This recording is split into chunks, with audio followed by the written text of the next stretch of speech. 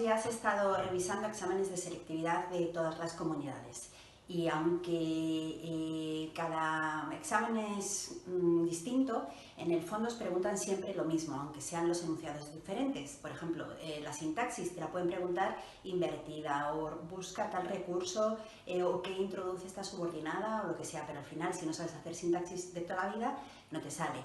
Morfología igual, hay resumen, hay argumentación. Quizás la parte más complicada es la que tiene que ver con el comentario de texto. Y hoy me voy a centrar en la modalización, que en realidad os la preguntan de muchas maneras.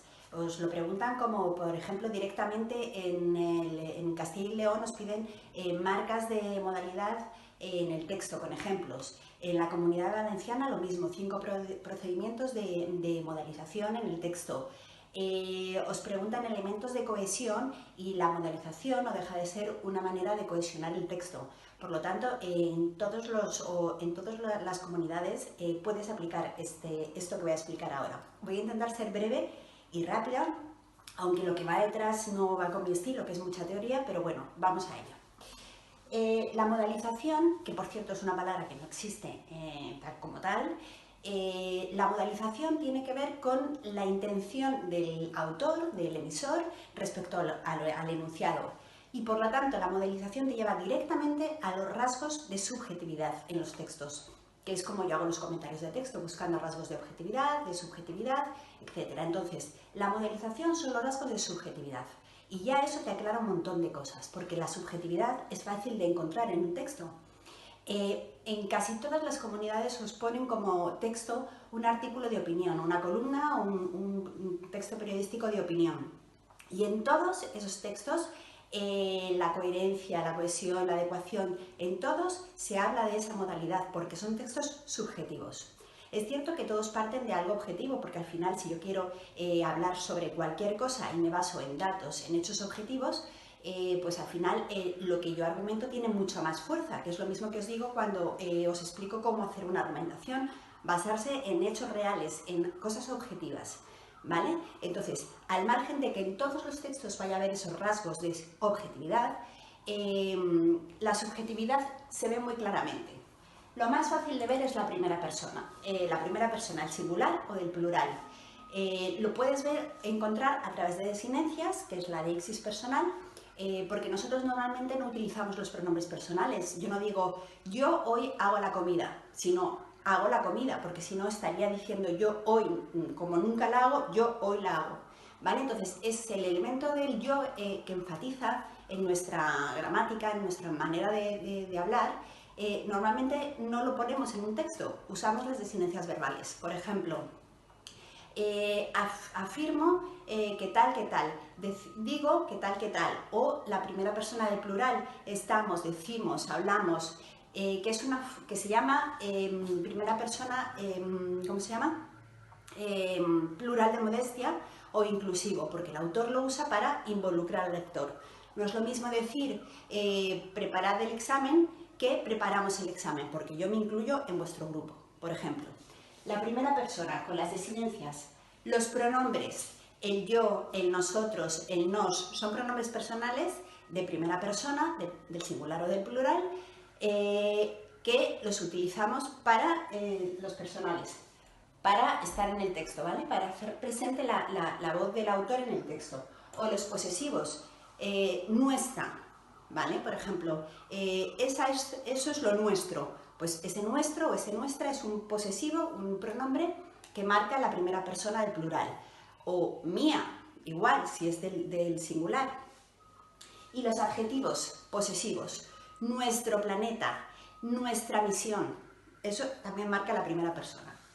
Segundo, el léxico valorativo, las palabras valorativas. Lo más fácil es encontrar los adjetivos valorativos. Por ejemplo, vida cruel, hecho deleznable, hecho terrible, hecho espectacular, maravilloso. Todos esos son adjetivos valorativos y eso muestra la subjetividad del hablante. Ese léxico valorativo se da también en otras palabras con connotaciones. Las connotaciones siempre es subjetividad. Por ejemplo, si en un texto utilizo sustantivos del tipo amor, alegría, calma, paz, sonrisa, paciencia, son sustantivos con connotaciones positivas, mientras que si utilizo, por ejemplo, verbos del tipo denigrar, atacar, matar, apalear, pues son verbos con connotaciones negativas, que es léxico valorativo también. El modo verbal, el modo de toda la vida, en los verbos, modo indicativo, modo subjuntivo, modo imperativo. Pues el modo subjuntivo y el imperativo son rasgos, procedimientos de esa modalización, ¿vale? De esa presencia del autor. Por ejemplo, tenemos que ir, empieza a caminar, son imperativos, ¿vale? Que están apelando directamente al lector y que muestran esa modalización. Luego la modalidad oracional, las oraciones enunciativas, desiderativas, todas esas cosas, ¿vale? Pues, como os he dicho, los textos parten de algo objetivo y por lo tanto en todo texto va a haber modalidad enunciativa, oraciones que sirven al autor para defender o no lo que quiere decir. Y cuando aparecen pues, oraciones interrogativas o exhortativas o exclamativas, el autor está más que claro ahí. Las perífrasis modales. Si yo digo, tienes que ir, hay que ir, debemos de ir, podemos ir, ¿vale? Todo eso son las perífrasis modales que muestran la actitud del hablante. También es otro rasgo, otro procedimiento. ¿Qué más? Los recursos retóricos, que sirven también para el comentario estilístico de los textos. Los recursos retóricos son rasgos de subjetividad, porque un texto objetivo, una noticia, por ejemplo, no echa mano de metáforas, ni de ironía, ni de símiles, ni de nada de eso, porque quiere ser claro y conciso, ¿vale? Y cuando lo que el autor quiere es mostrar su punto de vista, echa mano a esos recursos retóricos. Luego, expresiones de certeza, por ejemplo, indudablemente, sin lugar a dudas, son rasgos de la opinión del que escribe. O negaciones categóricas, ni hablar, de ninguna manera, no, un no que te encuentras en mitad del texto. Eso también muestra claramente esa posición del autor.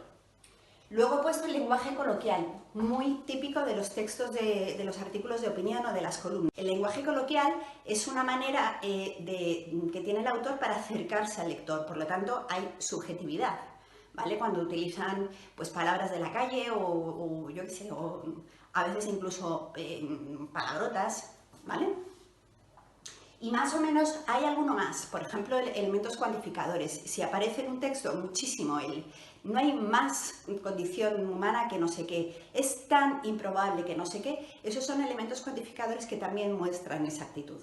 Por lo tanto, ya tienes un montón de procedimientos fáciles de reconocer en un texto, como es la primera persona, los adjetivos valorativos, las perífrasis, los recursos retóricos, que te pueden ayudar a darle forma a esa pregunta del comentario de texto, ya sea género textual, es un artículo de opinión, es un ensayo, hay subjetividad, pues aquí lo tienes.